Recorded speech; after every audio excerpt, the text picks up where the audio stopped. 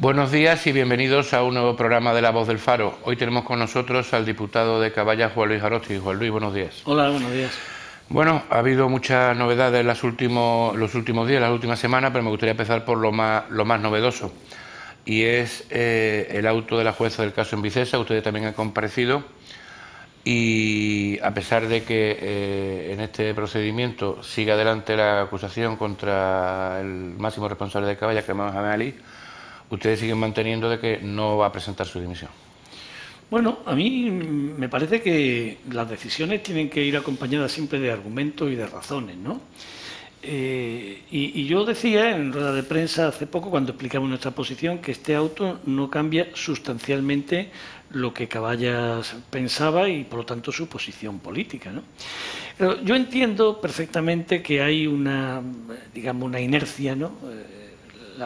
El lenguaje de la calle, la ola mediática, en fin, todo esto crea una verdad, ¿no? Y es difícil contrarrestarla porque, claro, tú no tienes la ocasión de ir explicándole a cada persona uno por uno con detalle todo lo que hay, ¿no? Y entonces, pues parece que es como una misión imposible, ¿no? Oponerse a la vamos a llamarle, a la verdad social, ¿no? Pero yo también pienso que en este caso nosotros tenemos argumentos sobrados para hacerlo, ¿no? Yo creo que explicándolo de manera sencilla, que todo el mundo lo pueda entender, ¿no? Porque esto es difícil, ¿no? Y yo creo que es difícil hasta para la propia jueza, porque yo pienso que la jueza toma esta decisión basándose en un error de partida, un error, si se quiere, inducido por el propio informe policial, ¿no? Y que además se resume en una frase que está en el sumario, ¿no? Dice, todas estas barbaridades que hacía Antonio López no podría haberlas hecho si no hubiera algún tipo de complicidad con la parte política. Y esto, que visto así y explicado así, parece que es indiscutible. Cuando uno entiende el funcionamiento de la Administración se da cuenta que no es tan así. Es decir, Antonio López tenía, que de hecho lo hacía, competencias suficientes para poder hacer adjudicaciones válidas inicialmente sin necesidad de que la comisión local interviniera. De hecho, así fue. Esto es una cosa que todo el mundo debe saber, que la reunión de la comisión local se produce en febrero, cuando ya llevan 4 meses viviendo en las casas los adjudicatarios. Por lo tanto, claro que podía Antonio López adjudicar las viviendas. Otra cosa bien distinta es que esa adjudicación, que en principio como un acto administrativo tiene presunción y certeza, pudiera ser susceptible de impugnación ante lo contencioso administrativo, hecho que no se produjo. Pero claro, ahí ese engarce, esa pieza, es la que falla y hace que el auto, desde nuestro punto de vista, parta de un error, es decir, imputar a la comisión que tenía la obligación de haber hecho lo que no tenía capacidad de hacer, es claramente un error que nosotros esperamos que quede claro en su momento. Bien, y Mohamed Ali también se plantea, porque hoy ya se ha conocido de que algunas personas que han salido, que siguen encausadas, se plantean en su momento incluso presentar una querella contra la propia juez. ¿También se lo plantea Mohamed Ali? Nosotros no tenemos nada en contra de la jueza. Nosotros, en el conjunto de toda la actuación, nosotros creemos que ha sido buena. Quiero también recordar que Caballas es el primer partido que obliga, entre comillas, obliga al gobierno a presentar la denuncia.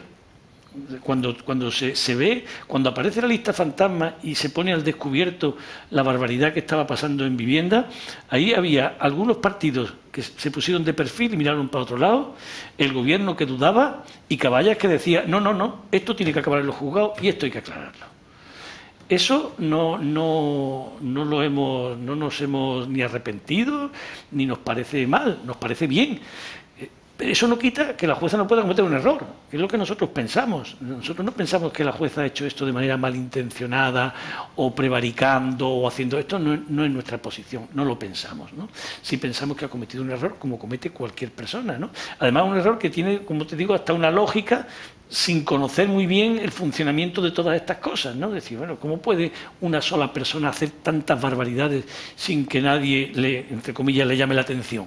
Y ahí es donde ella se basa para hacer su relato.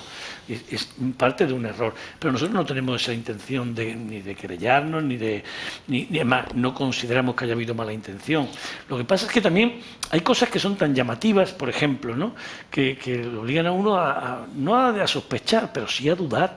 ¿Cómo puede poner la jueza en el auto que imputa tráfico de influencias porque la vivienda que se le adjudica a la cuñada de Juan Mohamed Ali se hace con papeles que lo justifican en el año 2016?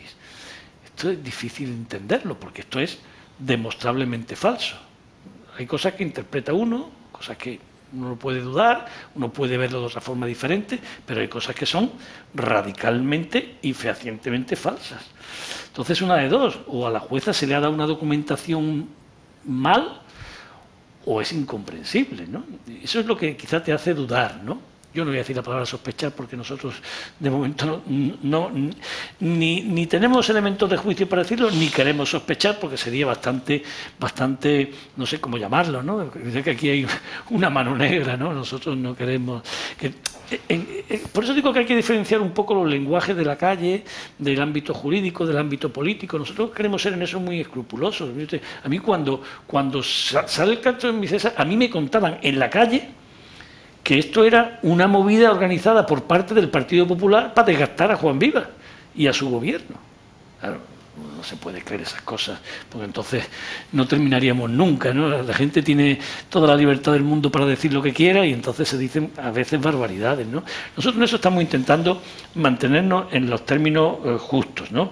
Las valoraciones políticas son políticas, las acciones en el ámbito de lo jurídico, y las tertulias, pues todo el mundo tiene derecho a hablar, pero nosotros no podemos dejarnos guiar por las tertulias, ¿no? ¿Usted piensa que en el tema en Vicesa todo el tema de responsabilidades políticas se cerró? Sobre todo en el gobierno. Esto es un poco el dónde están los límites de las cosas, ¿no? Efectivamente, las personas que tenían la responsabilidad política directa sobre aquello presentaron su dimisión y claro, ahora hay una responsabilidad política indirecta de mayor nivel, es decir, Antonio López gozó de la confianza directa de Juan Vivas, sin ninguna duda, así fue. Fue viceconsejero de Vivienda con plenos poderes en esta materia, con todas las competencias delegadas, porque Juan Vivas quiso que fuera así. ¿Esto de algún modo lo vincula a Juan Vivas?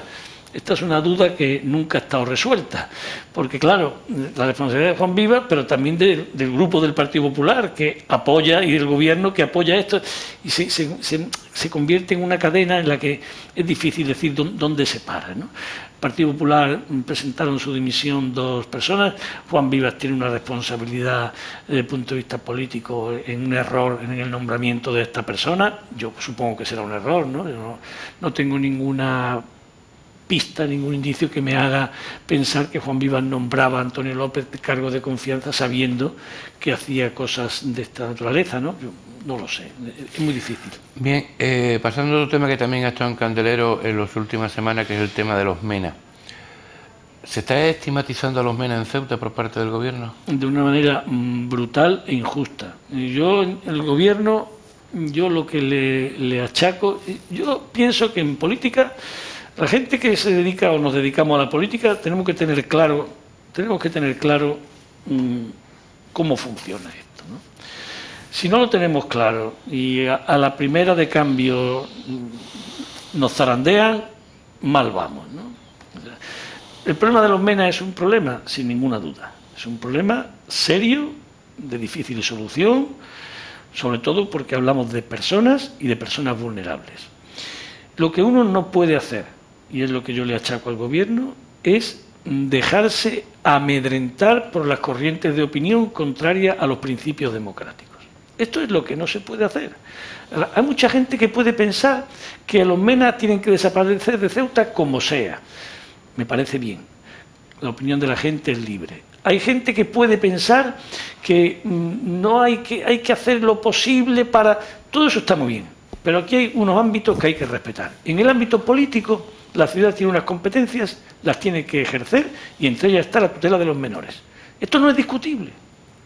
Y el gobierno no puede ni rehuir su responsabilidad, ni hacerse la víctima ni estigmatizar a los menores diciendo que nos cuestan mucho dinero y el dinero que me gasto en los menores me lo podría gastar en que ustedes vivieran mejor. Esto me parece tal atrocidad, porque además es, de alguna forma, sembrar odio.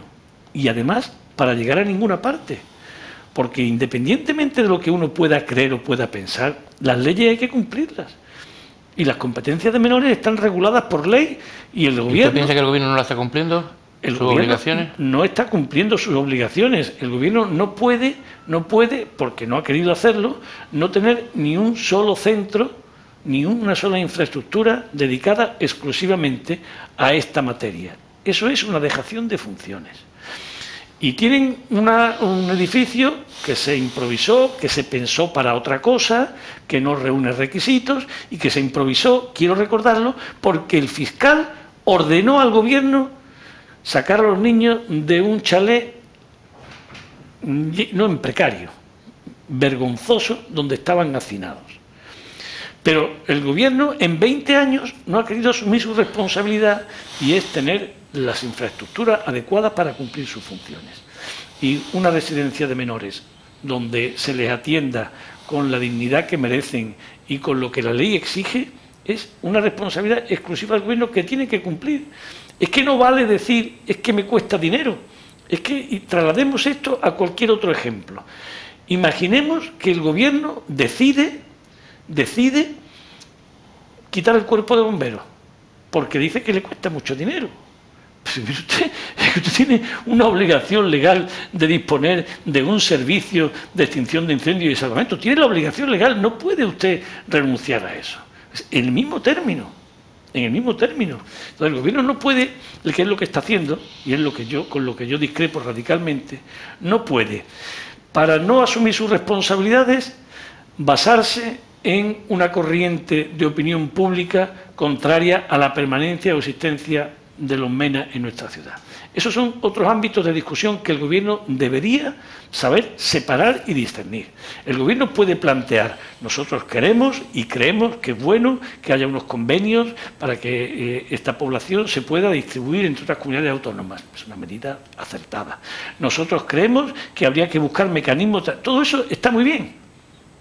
Pero eso no puede sustituir a su obligación legal de ejercer sus competencias.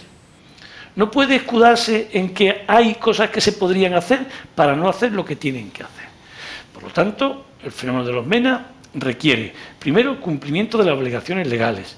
Segundo, comprensión por parte de todos y primero del gobierno. Tercero, ajustarnos en nuestros comentarios, nuestras valoraciones, nuestras opiniones y nuestras actuaciones a los principios democráticos. O sea, no sirve de nada que estemos todo el día anunciando en la Constitución y poniendo la Constitución como si la Constitución fuera el no va más. Ahora se cumplen 40 años, campaña de todo el mundo, viva la Constitución, mi Constitución es maravillosa, pero después, cuando nos encontramos ante un problema o ante un fenómeno que no nos gusta, la Constitución la hacemos un gurruño, la echamos a la papelera y lo que queremos es que a los menos lo echen de aquí como sea, que ya me da igual. Esto no puede ser. Esto no puede ser. La Constitución hay que cumplirla toda. Los derechos que están ahí contemplados hay que garantizarlos en todos los casos. Y eso no quita que no haya un debate político sobre cómo se pueden hacer las cosas mejor. Pero el debate político no puede sustituir a la acción del gobierno. Pero podemos estar de acuerdo en que el problema de los MENA es un fleco de la propia inmigración en general. Pero eso es lo que se llama una obviedad inútil. Sí, y bien. ¿Devolver esa competencia al Estado sería un escándalo? ¿Pero qué competencia? La de los MENA. Eso no es una competencia. Es que esto es que la competencia es menor en general. Claro. Es que las leyes ponen lo que ponen y son nuestras leyes y a ellas nos debemos. Bastante que escuchamos a todos los partidos todo el día recordarnos en muchos asuntos, por ejemplo el de Cataluña, mañana, tarde y noche, el cumplimiento de las leyes, el imperio de la ley, viva la Constitución, las leyes hay que cumplirlas, pero las leyes hay que cumplirlas. Aquí también. Ese invento del presidente de decir, no, los menores sí, pero los extranjeros que se los lleven. Es que eso es una aberración tan grande que da vergüenza ajena oírlo en la boca del presidente. Entonces, si se podría, desde su punto de vista, si sería factible o si sería legal o si sería para poder estudiar, decir, mire usted, queremos renunciar a la competencia de menores en global. Eso es posible. Eso es posible. Es decir, que la ciudad no quiere las competencias en menores. Eso es posible. Es discutible, pero es posible. Pero lo que tú no puedes hacer es decir, yo quiero las competencias en menores, pero de estos no. Pues, es que cabe mayor barbaridad. Aplíquese esto a cualquier otra competencia. Imaginemos por un momento que dice una comunidad, por ejemplo La Rioja, que tiene competencia en sanidad y dice, yo quiero devolver la competencia en sanidad de los que sean menores de 14 años. Por poner otro ejemplo, ¿usted es tonto? Las competencias de sanidad son las competencias de sanidad.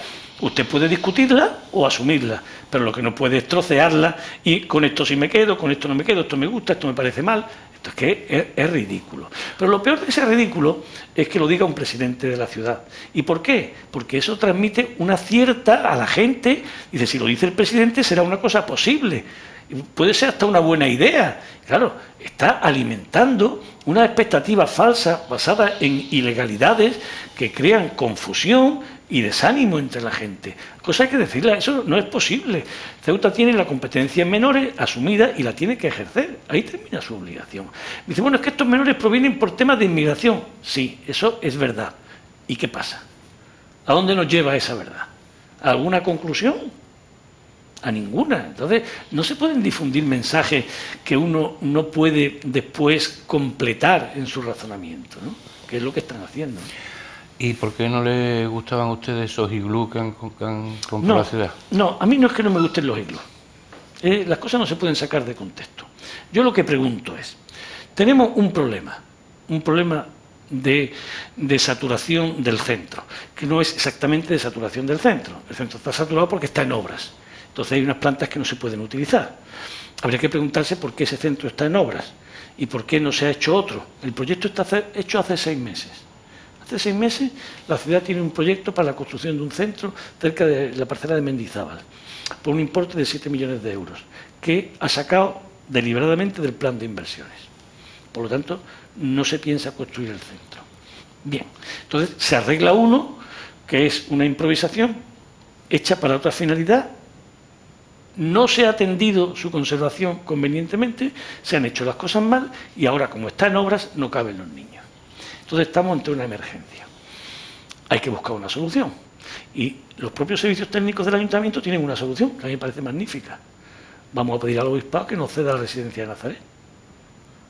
La residencia de Nazaret, su propio nombre lo indica, es una residencia perfectamente habilitada en un sitio estupendo, con unas instalaciones y unos jardines magníficos, unos edificios donde estaban ancianos, pero tienen la estructura y la funcionalidad de residencia, con su cocina, con sus pabellones, sus salas de estar. Se trata de darle un pequeño, lleva 2 o 3 años cerrada, darle un pequeño lavado de cara y 120 personas allí, problema solucionado. ¿Y por qué no se hace eso? Pero no solamente no es que no se haga, sino que esta falta de solidaridad del obispado no se pone de manifiesto. Es decir, el presidente de la ciudad, que tanto habla, no dice a los ciudadanos, mire ustedes, tenemos esta solución, pero resulta que el obispado no quiere participar y no quiere colaborar y no quiere ayudar. Se callan, van a la defensa y le plantean la posibilidad de habilitar uno de los edificios que tiene vacíos para esta finalidad. ¿Y qué dicen los militares? Tampoco. Que tampoco, pero nos enteramos de esto. Un gobierno que se pasa el día hablando, tampoco. Y entonces vamos a la solución de los iglús. Los iglús son una solución estupenda en los campos de refugiados.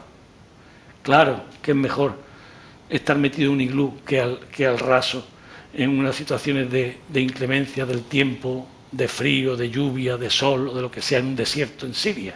Claro que sí.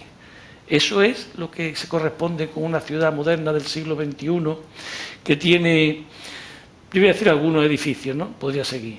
Los cuarteles cerrados, el edificio de la Cruz Roja cayéndose, residencias, la antigua guardería que está enfrente de Santa Amelia, también del obispado, cerrado, esperando que se mueran, y suma y sigue.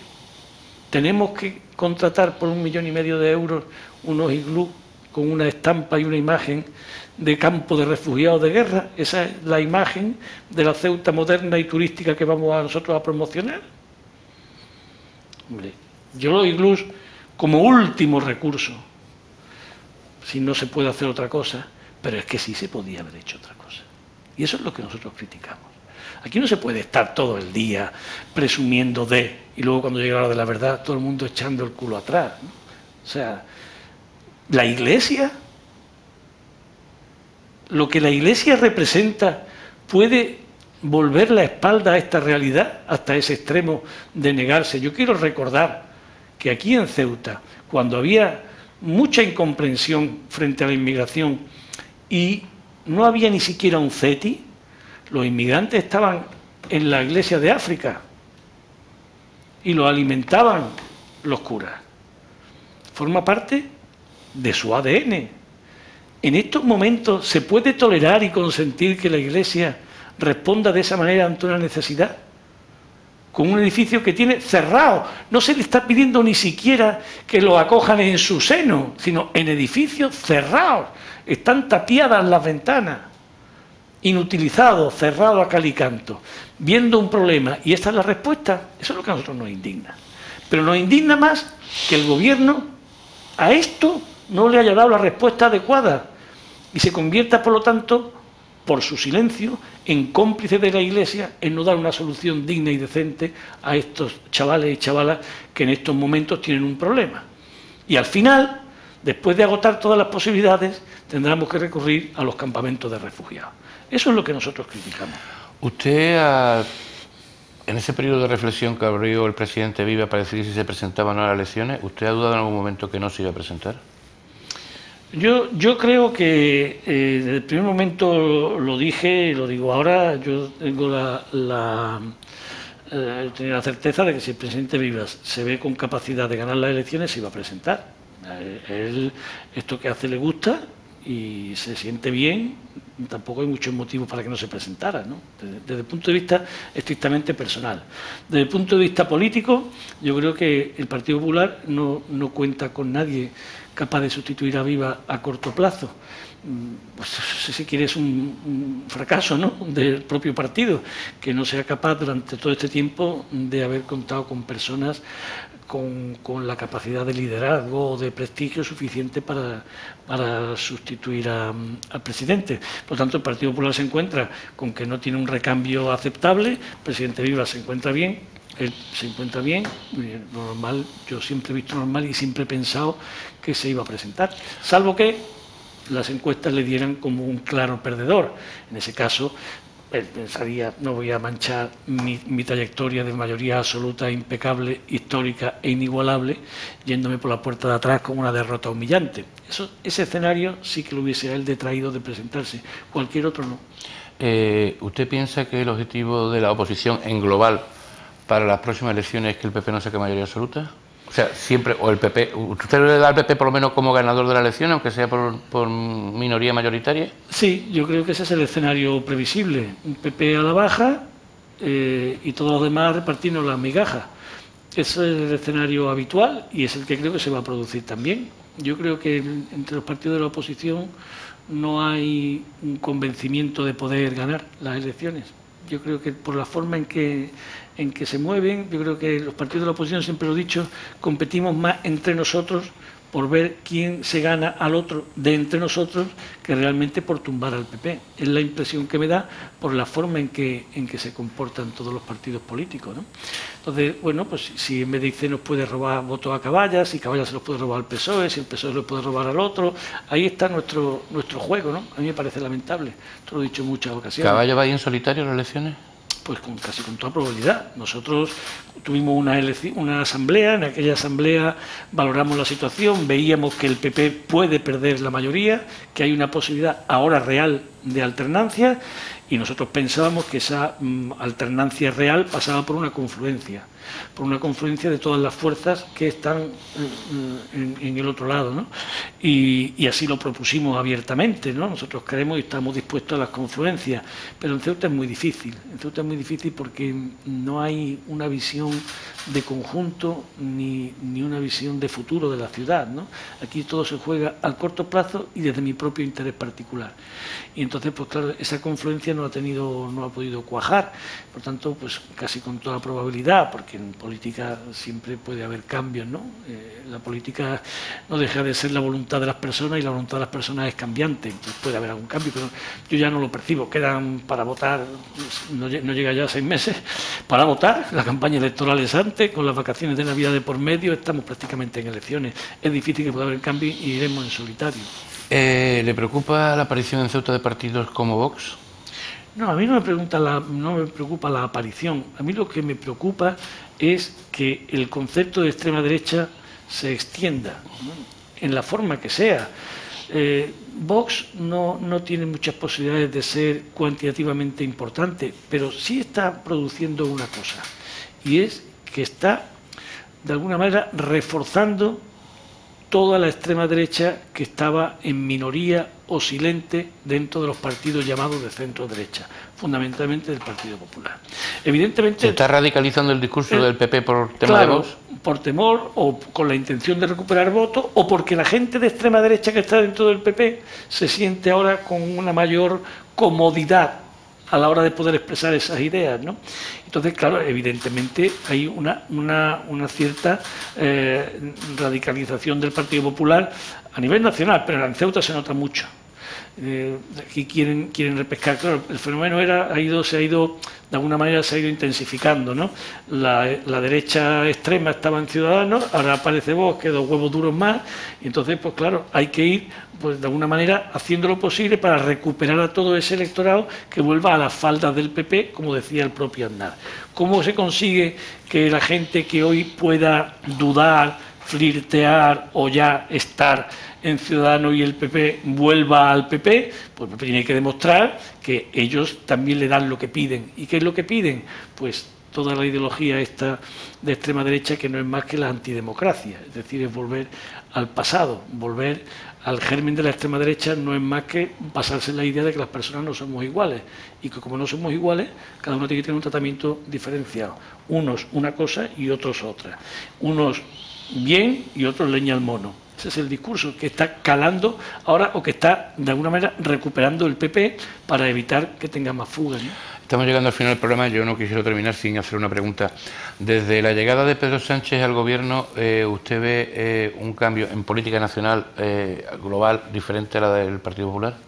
Bueno, cuando se produce el voto de censura, que es un voto de censura inesperado para todos, hay un análisis que yo creo que es bastante claro, ¿no? Es decir, el voto de censura está fundamentado, yo diría que casi exclusivamente, en el hartazgo. ¿Cómo es posible que partidos que no se entendían lleguen un momento en que digan no nos entendemos, nos taparemos todos la nariz, no nos hablaremos, nos seguiremos odiando, pero ya no aguantamos más al Partido Popular de Rajoy, ya no podemos más, España no puede más? Eso yo lo suscribo donde haya que suscribirlo. Aquí las cosas se olvidan, pero el Partido Popular había llegado a un punto en el que la amenaza de las libertades, de la propia democracia, la vuelta de tuerca en materia económica, la precarización, habíamos llegado a un punto en que era insoportable.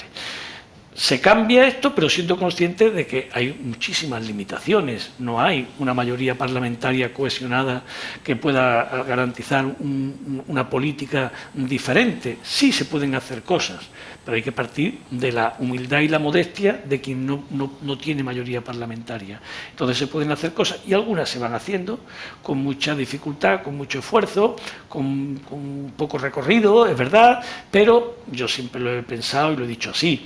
Este gobierno y esta mayoría solo puede servir para explicar a la ciudadanía que hay una forma diferente de gobernar a la del Partido Popular y ganar entre todos las próximas elecciones. Una forma diferente, medidas de calado, de profundidad, no se le pueden pedir a quien no tiene la capacidad de hacerlo. Pero, por ejemplo, si es verdad que al final, aunque sea por decreto, el salario mínimo se pone en 900 euros, eso es bueno, positivo, saludable, y es un cambio que la gente percibe que se puede gobernar favoreciendo a quien menos tiene y a quien está peor, porque ahí hay una prueba evidente. Esas cosas sí se pueden hacer, se están haciendo. No es la medida que a mí me gustaría, desde luego, pero lo que sí tengo que decir con absoluta claridad es que en comparación con el gobierno de Rajoy, que metía a la gente en la cárcel por respirar, la diferencia es obvia, ¿no? Bueno, Juan Luis Aróstegui, diputado de Caballa en la Asamblea, muchas gracias por haber venido. Muchas gracias a vosotros por la invitación. Y nosotros nos despedimos hasta la próxima semana en un nuevo programa de La Voz del Faro. Muchas gracias y buenos días.